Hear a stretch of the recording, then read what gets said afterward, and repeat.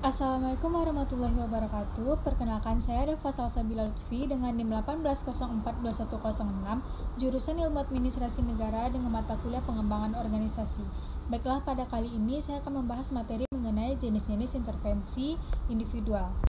Pomeres 2013 mengemukakan bahwasannya intervensi individual merupakan terapi yang berfokus pada hubungan interpersonal. Pomeres juga mengemukakan bahwa intervensi individual merupakan terapi yang terbatas pada interaksi dua orang antar lebih klien dan terapis. Sedangkan intervensi kelompok memungkinkan jaringan hubungan yang jauh lebih kompleks untuk berkembang. Terdapat 3 jenis intervensi untuk meningkatkan efektivitas individu dalam pengembangan organisasi, yaitu yang pertama T-group, yang kedua coaching dan konseling, yang ketiga mentoring. Yang pertama, saya akan membahas mengenai T-group atau pelatihan sensitivitas. T-group atau pelatihan sensitivitas adalah metode pelatihan untuk meningkatkan sensitivitas agar pribadi dengan menuntut diskusi yang terbuka dan jujur tentang perasaan, sikap, dan perilaku peserta kepelatihan. Terdapat 4 tujuan pelatihan sensitivitas, yaitu mempelajari bagaimana orang lain bereaksi terhadap perilaku seseorang, yang kedua menjadi kompeten dalam hubungan pribadi seseorang, yang ketiga mempelajari tantangan dinamika formasi kelompok, yang keempat mempelajari lebih banyak tentang dirinya sebagai pribadi. Materi selanjutnya yaitu coaching dan konseling.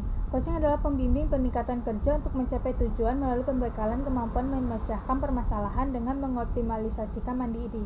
Sebagai seorang coach, atasan langsung bertanggung jawab untuk melakukan aktivitas coaching kepada bawahannya dengan menjadi mitra kerja bagian bawahannya. Sedangkan konseling adalah pemberian bimbingan yang dilakukan oleh seorang ahli kepada seseorang dengan menggunakan metode psikologis serta pengarahan, penyuluhan, dan pemberian bantuan oleh konselor kepada konselin.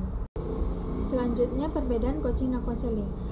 Coaching menunjukkan apa yang harus dilakukan dan bagaimana melakukannya, sedangkan konseling, konselor meneliti sikap atau perilaku seseorang bersama orang tersebut. Coaching fokus pada pengerjaan coach, sedangkan konseling fokus pada mendengarkan konselor. Coaching memberikan solusi untuk mempermasalahkan mengerjai keterampilan dan tugas baru, sedangkan konseling membantu orang untuk menentukan solusi yang sendiri.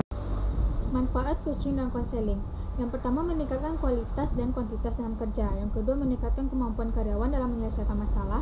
Yang ketiga, meningkatkan kepercayaan diri karyawan dan juga atasan dalam menyelesaikan problem. Yang keempat, memperkaya hasil belajar karyawan. Yang kelima, meningkatkan kualitas hubungan dan komunitas atasan dan bawahan.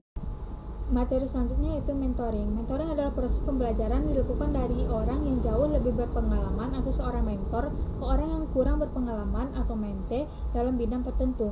Mentoring artinya orang yang berbagi pengalamannya, mempelajarinya, dan menasihatinya kepada mereka yang kurang berpengalaman dalam bidang tertentu. Terdapat 3 fungsi-fungsi mentoring. Pertama, fungsi remedial dan rehabilitas. Yang kedua, fungsi edukatif dan pengembangan. Yang ketiga, fungsi preventif dan pencegahan.